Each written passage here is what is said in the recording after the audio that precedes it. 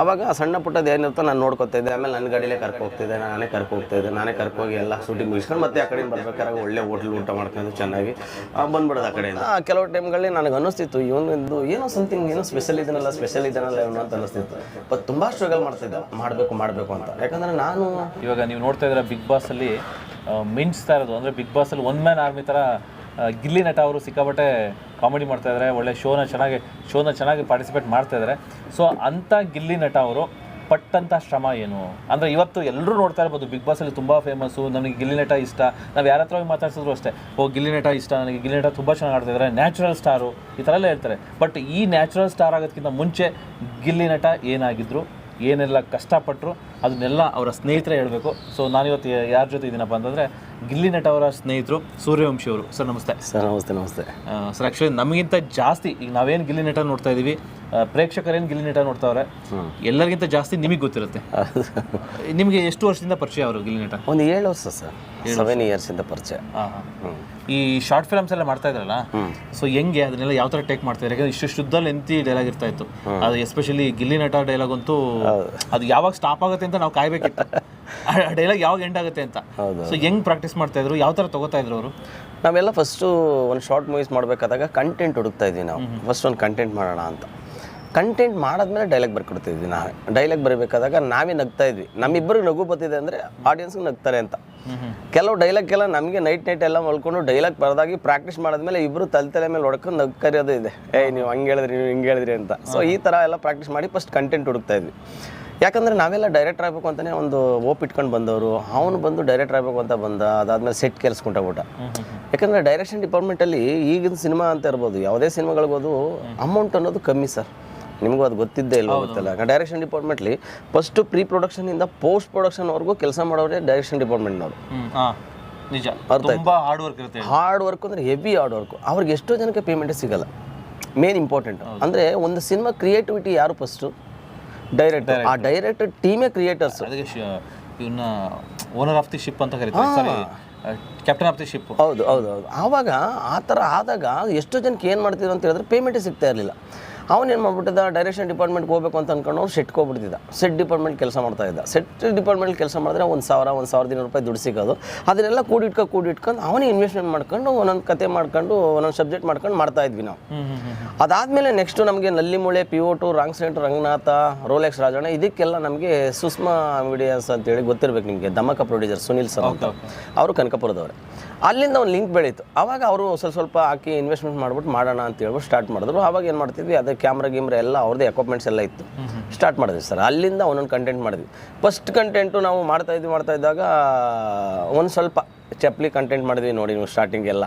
ಅದು ಒಂದು ಸ್ವಲ್ಪ ನಮಗೆ ಏನೋ ಒಂದು ಕಡೆ ಪರವಾಗಿಲ್ಲ, ನಾವೇನೋ ಮಾಡ್ಬೋದಲ್ಲ ಅಂತ ಅನ್ನಿಸ್ತು. ಅದಕ್ಕಿಂತ ಮುಂಚೆ ಬೇಜಾನ್ ಅಡ್ಡಾಡ್ಬಿಟ್ಟಿದ್ವಿ. ಅವ್ರ ಊರಲ್ಲಿ ತಗೋ ಡ್ರೋನ್ಗಿನೆಲ್ಲ ಆರಿಸ್ಬಿಟ್ಟಿದ್ದಾರೆ ಅವರು. ಅಲ್ಲೆಲ್ಲ ಭಯ ಬಿದ್ದೋಗ್ಬಿಟ್ಟವ್ರು, ಇದೇನೋ ಮೇಲ್ಗಡೆ ಬಂದ್ಬಿಟ್ಟೈತಲ್ಲ. ಸೊ ಅದೆಲ್ಲ ಪ್ರಯತ್ನಗಳು ಮಾಡ್ತಾ ಇದ್ವಿ. ಆಮೇಲೆ ನಮಗೆ ಒಂದು ಸ್ಟ್ಯಾಂಡರ್ಡ್ ಬೇಕಾಗಿತ್ತು. ಪಿಒಟಿಂದ ಒಂದು ಸ್ಟ್ಯಾಂಡರ್ಡ್ ಆಗ್ಬಿಟ್ವಿ ನಾವು. ನಾನು ಅವನ ಜೊತೆಲಿ ಮಾಡಿದ್ದೆ ಫಸ್ಟ್ ಪಿಒಟ್ ಅಂತ. ರೋಡಲ್ಲಿ ಕೂತ್ಕೊಂಡು ಎಣ್ಣೆ ಹೊಡಿತೀವಿ ಅವನು ಅಂತ. ಅಲ್ಲಿಂದ ನಾವು ಸ್ಟಾರ್ಟ್ ಮಾಡಿದ್ವಿ. ಅಲ್ಲಿಂದ ಸ್ಟಾರ್ಟ್ ಮಾಡಬೇಕಾದಾಗ ಪಿಒಟಲ್ಲೇ ಕೆಲವು ಟೈಮ್ಗಳನ್ನ ನಾನು ಮಾಡಬೇಕಾದಾಗ ಎಲ್ಲೆಲ್ಲಿ ಪಂಚ್ ಬರುತ್ತೆ, ಏನು ಕತೆ ಅಂತ. ಆಮೇಲೆ ಪಂಚಿಂಗ್ ಡೈಲಾಗ್ ಬರೀತಿದ್ದದ್ದು ಕೆಲವು ಟೈಮ್ಗಳಲ್ಲಿ ಒಂದು ಲೆಕ್ಕದಲ್ಲಿ ಓಕೆ ಅಂತ ಅನ್ನಿಸಿದ್ರು. ಆ ಪಂಚಿಂಗ್ ಡೈಲಾಗ್ ಹೇಳ್ತಾರಲ್ಲ ಸರ್, ಅದು ಅವ್ರ ಕೆಪಾಸಿಟಿ ಇದ್ದವ್ರು ಮಾತ್ರ ಹೇಳಕ್ಕೆ ಸಾಧ್ಯ. ಡೈಲಾಗ್ ಬರೆಯೋದು ಮುಖ್ಯ ಅಲ್ಲ, ಅದನ್ನು ಡೆಲಿವರಿ ಮಾಡೋದು ತುಂಬ ಇಂಪಾರ್ಟೆಂಟು.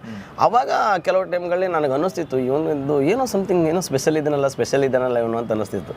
ಬಟ್ ತುಂಬ ಸ್ಟ್ರಗಲ್ ಮಾಡ್ತಿದ್ದ, ಮಾಡಬೇಕು ಅಂತ. ಯಾಕಂದರೆ ನಾನು ಸಿನಿಮಾದ ಜೊತೆ ಕೆಲಸ ಮಾಡ್ಕೊಂಡು ಬೇರೆ ಇನ್ನೊಂದು ಕೆಲಸಗಳನ್ನ ಮಾಡ್ಕೊಂಡು ನಾನು ಮೇಂಟೈನ್ ಮಾಡ್ತಾ ಇದ್ದೆ. ಯಾಕಂದ್ರೆ ನನಗೆ ಅಷ್ಟೊಂದು ಕಮಿಟ್ಮೆಂಟ್ ಇತ್ತು, ಮಾಡ್ತಾ ಇದ್ವಿ. ಅದಾದಮೇಲೆ ಪಿವೋಟ್ ಮಾಡಿದ್ವಿ. ಪಿವೋಟ್ ಮಾಡಿದ್ಮೇಲೆ ನಲ್ಲಿಮೂಳೆ ಅಂತ. ನಲ್ಲಿಮೂಳೆ ಸೌಂಡ್ ಆಯ್ತು ನೋಡಿ. ಹೌದು, ಅವನ್ನ ನೆಕ್ಸ್ಟ್ ಲೆವೆಲ್ಗೆ ಎತ್ಕೊಂಡೋಗ್ಬಿಡುತ್ತೆ ಸೌಂಡಾಗಿ. ನಲ್ಲಿಮೂಳೆ ಅಂತ ಮಾಡಿದಾಗ ಅದು ನೆಕ್ಸ್ಟ್ ಲೆವೆಲ್ಗೆ ಹೋದಾಗ ಮಾತ್ರ ಅಲ್ಲಿಂದ ಗಿಲ್ಲಿ ಒಂಥರ ಬ್ರೈಟ್ ಬರೋಕ್ಕೆ ಸ್ಟಾರ್ಟ್ ಆಗ್ಬಿಟ್ಟು. ಆವಾಗಲೇ ಇಮ್ಯಾಜಿನೇಷನ್ ಮಾಡ್ಕೊಂಡೆ ನಾನು, ಇವ್ದು ಎಲ್ಲೋ ಮಾಸ್ಟರ್ ಪೀಸ್ ಆಗುತ್ತೆ ಈ ಪೀಸು ಅಂತ ಹೇಳ್ಬಿಟ್ಟು ಸಾಕಷ್ಟು ಸ್ಟ್ರಗಲ್ ಮಾಡ್ತಾಯಿದ್ವಿ. ತುಂಬ ಕಷ್ಟಪಟ್ಟಿದ್ದೀವಿ ಮಾಡ್ತಾ. ಓಕೆ. ಸೊ ಅಂದರೆ ಈಗ ನೀವು ಅಲ್ಲಿ ಒಂದು ಶಾರ್ಟ್ ಫಿಲ್ಮ್ ಎಲ್ಲ ಮಾಡ್ತಿರಲ್ಲ ಒಂದು ಊರಲ್ಲಿ, ಅಲ್ಲಿ ಹೋದಾಗ ಕೆಲವರೆಲ್ಲ ಊರಿನವರು ಪಾರ್ಟಿಸಿಪೇಟ್ ಮಾಡಿದ್ದಾರೆ. ಹೌದೌದು. ಸೊ ಹೆಂಗೆ ಅಲ್ಲೆಲ್ಲ ಹೆಂಗೆ ನೀವು ಪ್ರಿಪೇರ್ ಮಾಡ್ತಾ ಇದ್ರಿ, ಹೆಂಗೆ ಅಪ್ರೋಚ್ ಮಾಡ್ತಾ ಇದ್ರಿ ಅವ್ರನ್ನ? ಗಿಲ್ಲಿ ನಟ ಅಲ್ಲಿ ಯಾವ ಥರ ಇದು ಮಾಡ್ತಾ ಇದ್ರು? ಇಲ್ಲ, ನಾವು ಪಿವೋಟ್ ಮಾಡಿದಾಗ ನಮ್ಗೇನು ಪಬ್ಲಿಕ್ ಅವಶ್ಯಕತೆ ಇರಲಿಲ್ಲ. 3 ಜನ ಕೂತ್ಕೋತಾ ಇದ್ವಿ. 3 ಜನ ಕೂತ್ಕೊಂಡು ನಾವು ಡೈಲಾಗ್ ಬರ್ಕೊಂಡು ನಾವು ಪ್ರಾಕ್ಟೀಸ್ ಮಾಡಿ ನಾವು ಆ್ಯಕ್ಟಿಂಗ್ ಮಾಡ್ತಿದ್ವಿ. ಅದಾದ್ಮೇಲೆ ಇಮಿಡಿಯೇಟ್ ಏನು ಮಾಡ್ತಿದ್ದೆ, ಅವ್ನ ಕ್ಯಾರೆಕ್ಟರ್ ಇದ್ದಾಗ ಕ್ಯಾಮ್ರಾ ಅವ್ನ ಪಾಯಿಂಟಿಗೆ ಹೋದಾಗ ನಾನು ಬ್ಯಾಕ್ಗ್ರೌಂಡಿಗೆ ಬಂದ್ಬಿಡ್ತಿದ್ದೆ. ಕ್ಯಾಮ್ರಾಮನ್ಗೆ ಮತ್ತೆ ನನ್ನ ಕ್ಯಾರೆಕ್ಟರ್ ಇದ್ದು ಚೆಕ್ ಅಂತ ಆ ಪಾಯಿಂಟಿಗೆ ಹೋಗ್ಬಿಡ್ತಿದ್ದೆ ನಾನು. ನನ್ನ ಡೈಲಾಗ್ ಬರುತ್ತೆ ಅಂತ ಹೇಳಿದಾಗ ಸ್ವಲ್ಪ ಹಿಂಗೆ ಪ್ಯಾನ್ ಮಾಡಿದ್ರೆ ಸಾಕು. ಈಗ ನೋಡಿ ಹಿಂಗಿದೆ ಕ್ಯಾಮ್ರಾ, ಹಿಂಗೆ ಪ್ಯಾನ್ ಮಾಡಿದಷ್ಟೇ ನಾನು ಸ್ಟ್ಯಾಂಡ್ ಆಗ್ಬಿಡ್ತಿದ್ದೆ. ಭಯಂಕರ ಕಷ್ಟ. ಹಂಗೆ ಮಾಡ್ಕೊಂಡು ಪ್ರಾಕ್ಟೀಸ್ ಮಾಡ್ಕೊಂಡು ಅದನ್ನು ಮಾಡ್ತಾ ಇದ್ವಿ. ಆಮೇಲೆ ಆ ಪಬ್ಲಿಕಲ್ಲಿ ಅಲ್ಲಿರೋಂಥ ಜನ ನಮಗೆ ಪ್ರೊಡ್ಯೂಸರ್ ಕಡೆ ಸುನಿಲ್ ಅಂತ ಹೇಳಿದ್ನಲ್ಲ, ಧಮಕ ಪ್ರೊಡ್ಯೂಸರು, ಅವ್ರ ಊರೇ ಆಗಿರೋದ್ರಿಂದ ಅಲ್ಲೆಲ್ಲ ಜನ ಸ್ವಲ್ಪ ಹೆಲ್ಪ್ ಮಾಡ್ತಾಯಿದ್ರು. ನಮ್ಗೆ ಸ್ವಲ್ಪ ರಿಸ್ಕ್ ಆಗಿದ್ದೆ ನಲ್ಲಿಮೂಳೆ. ಯಾಕಂದ್ರೆ ನಲ್ಲಿಮೂಳೆಯಲ್ಲಿ ನಿಮ್ಗೆ ಗೊತ್ತಿರಬೇಕು, ಆ ಪೆಂಡಲ್ ಹಾಕ್ಬಿಟ್ಟು ಆ ಊಟದ ವ್ಯವಸ್ಥೆ ಎಲ್ಲ ಮಾಡಿದ್ದೀವಿ ನೋಡಿ, ಟೇಬಲ್ ಗಿಬಲ್ ಎಲ್ಲ ಹಾಕಿ. ಆವಾಗ ಅಲ್ಲಿ ಹೋಗಿ ನಾವೇ ಇಲ್ಲಿಂದ ಹೋಗ್ಬೇಕಾದಾಗ ಅವಾಗ ನಮ್ಮ ಹತ್ರ 2 ವೀಲರ್ ಏನಿಲ್ಲ ಪಾಪ, ಅವನು ನನ್ನ ಗಾಡೀಲಿ ಹೋದ್ವಿ. ಇಲ್ಲಿಂದ ಕನಕಪುರಕ್ಕೆ ಹೋದ್ವಿ, ಬನ್ನಳ್ಳಿ ಅಂತ. ಅಲ್ಲಿಗೆ ಹೋಗಿ ಕೂತ್ಕೊಂಡು ನೈಟೆಲ್ಲ ಸ್ವಲ್ಪ ಪ್ರಿಪ್ರೇಷನ್ ಮಾಡಿ, ಎಷ್ಟು ಚಿಕನ್ ತರಿಸೋದೆಷ್ಟು, ಮಟನ್ ತರಿಸೋದೆಷ್ಟು ಅಂತೇಳಿ ಪ್ಲ್ಯಾನ್ ಮಾಡಿ ಚಿಕನ್ ಮಟನ್ ಎಲ್ಲ ತರಿಸಿ ನೈಟೇ ಫೋನ್ ಮಾಡಿ ಪೆಂಡಲ್ನೆಲ್ಲ ನೈಟೇ ಹಾಕ್ಸ್ಬಿಟ್ವಿ. ನೈಟೆಲ್ಲ ಪೆಂಡಲ್ ಹಾಕಿ ಟೇಬಲ್ ಗಿಬಲ್ ಎಲ್ಲ ಹಾಕ್ಸ್ಬಿಟ್ಟು ಬೆಳಿಗ್ಗೆ ಎದ್ದಬೇಕು. ಆಮೇಲೆ ಅವ್ನು ಸ್ವಲ್ಪ ಡೈಲಾಗ್ ಎಲ್ಲ ಪ್ರಾಕ್ಟೀಸ್ ಮಾಡ್ತಾಯಿದ್ದ, ನಾನೆಲ್ಲ ಮುದ್ದೆ ಮಾಡ್ತಾಯಿದ್ದೆ, ಚಿಕನ್ ಸಾಂಬಾರು ಮತ್ತು ರೈಸ್ ಎಲ್ಲ ನಾನೇ ಪ್ರಿಪ್ರೇಷನ್ ಮಾಡಿ. ಆಮೇಲೆ ಎಲ್ಲರನ್ನೂ ಕರೆದ್ಬಿಟ್ಟು ಬನ್ನಿ ಊಟಕ್ಕೆ ಅಂತ. ಯಾವತ್ತು ಚಿಕನ್ ಮಟನ್ ಮಾಡಿದ್ವಿ ಅಂತ ಹೇಳಿದ್ರು ಜನ ಸ್ವಲ್ಪ ಅಟ್ರಾಕ್ಷನ್ ಆಗ್ಬಿಟ್ರು. ಊಟಕ್ಕೋಸ್ಕರ ಕೂತ್ಕೊಂಡ್ರು. ಸರಿ, ನಾವೇನು ಅನ್ಕೊಂಡ್ರೆ ನಿಮ್ಮ ಉದ್ದೇಶ ಅವ್ರಿಗೆ ಕರ್ಸೋ ಉದ್ದೇಶಕ್ಕೆ ಮಾಡಿದ್ದು? ಇಲ್ಲ, ಅದು ಕಂಟೆಂಟ್ ಹೆಂಗಿತ್ತಲ್ಲ, ಯಾಕಂದ್ರೆ ಅದು ಮೂಳೆ ಬೀಗ್ರೂಟ ನಡೀತಾ ಇರುತ್ತೆ. ಅವ್ನು ಬರ್ತಾನೆ, ನಾನು ಮೊದಲೇ ಮಂಡ್ಯದವರು ಬಾಡ್ಗೆ ಬ್ರಾಂಡ್ ಬಜಾರ್ ಇದ್ದಾಗೆ ನಾನು ನಲ್ಲಿ ಮೂಳೆ ಬೇಕು ಹಾಕ್ಬಿಡ, ಹುಡುಕ್ಬಿಟ್ಟು ಹಾಕು ಅಂತ ಹೇಳಿ ನನಗೆ ಹಂಗೆ ಅನಿಸ್ತಿತ್ತು. ನೀನು ನಲ್ಲಿ ಮೂಳೆ ಅಂತೆಲ್ಲ, ನೀನು ಯಾವ್ದು ಮೂಳೆಗಳೇ ಏನೂ ಇಲ್ಲ ಅನ್ಕೊಂಡು ನಂದೊಂದು ಸ್ವಲ್ಪ ಡೈಲಾಗ್ ಬರ್ತಾಯಿತ್ತು. ಅಲ್ಲಿಂದ ಸ್ಟಾರ್ಟ್ ಮಾಡಿದ್ರು. ಹಾಗಾಗಿ ನೀನು ಜಾಸ್ತಿ ನಲ್ಲಿ ಬೆಳಿಗ್ಗೆ ಮಾತಾಡ್ತಾರೆ, ನಿಮ್ಗೆ ಊಟ ತಲೆನೂ ಹಾಕಲ್ಲ, ಹಾಕಿದ್ದು ಏನಿತ್ತು ಅದನ್ನು ತಿನ್ಕೊ ಹೋಗೋ ಅಂತ ನಾನು ಮಾತಾಡೋಂಥದ್ದು. ಈ ಥರದ ಕಾನ್ವರ್ಸೇಷನ್ ನಡೀತಿತ್ತು. ಅವಾಗ ಅಲ್ಲಿ ಗ್ರಾಮಸ್ಥರಿದ್ರಲ್ಲ, ಆ ಗ್ರಾಮಸ್ಥರನ್ನೆಲ್ಲ ಒಂದು ರೌಂಡು ಕುಂಡಿಸ್ಕೊಂಡೆ. ತಮಾಷೆ ಏನಪ್ಪ ಅಂತ ಹೇಳಿದ್ರೆ, ಚಿಕನ್ ಮಟನ್ ಎಲ್ಲೆಲ್ಲ ಹಾಕಿದ್ವಿ, ಇನ್ನೂ ಸ್ಟಾರ್ಟೇ ಕಂಪೋಸ್ ಮಾಡಿಲ್ಲ ನಾವು, ಮುಗ್ದಾಯ್ತು. ತಿರುಗಿ ನೋಡಿದ್ವಿ ಹಿಂಗೆ ಎಲ್ಲ ಆಲ್ರೆಡಿ ಜೊನ್ನಿಗೆ ಹಾಕಿದ್ವಲ್ಲ ಎಲ್ಲ ಖಾಲಿ. ಅವಾಗ ರೀ ಏನು ಇದು ಕತೆ ಅಂತ ಹೇಳ್ಬಿಟ್ಟು ಮಾತಾಡಿದ್ವಿ. ಇದು ಬಿಟ್ಟು ಹಂಗಲ್ಲಿ ನಾವು ಶೂಟಿಂಗ್ ಮಾಡ್ತಾ ಇದ್ದೀವಿ, ಈಗಲೇ ತಿನ್ಬಾರ್ದು ಅಂತ. ಅಲ್ಲೊಬ್ರು ಯಜಮಾನ್ರು ಎದುರು ಗೌಡ್ರು ಎಲೆ ಮೇಲೆ ಬಾಡ್ ಹಾಕ್ಬಿಟ್ಟು ಸುಮ್ಮನೆ ಕೂತಿದ್ರು, ನಾವು ತಿನ್ನಕ್ಕಾಗ್ತದೆ, ಸುಮ್ಮನೆ ಹಂಗೆ ಕೂತ್ಕೊಳ್ಳೋಕ್ಕದ್ದ ಅಂದ್ರು.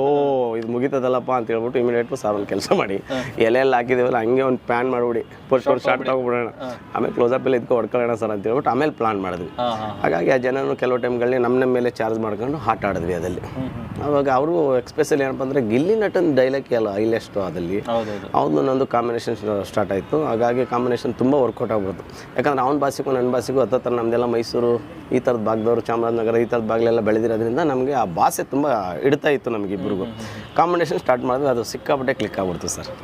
ಅಲ್ಲಿಂದ ಆ್ಯಕ್ಚುಲಿ ಎಷ್ಟೋ ಜನ ಏನು ತಿಳ್ಕೊಂಡಿದ್ದಾರೆ ಅಂದರೆ, ಅವರು ದಡದೂರು ಅಂತ ಇದೆಯಲ್ಲ, ದಡದ್ಪುರ ಅಲ್ಲೇ ತೆಗೆದಿದ್ದು ಅಂತ ಕೆಲವರು ಅಂದ್ಕೊಂಡಿದ್ದಾರೆ.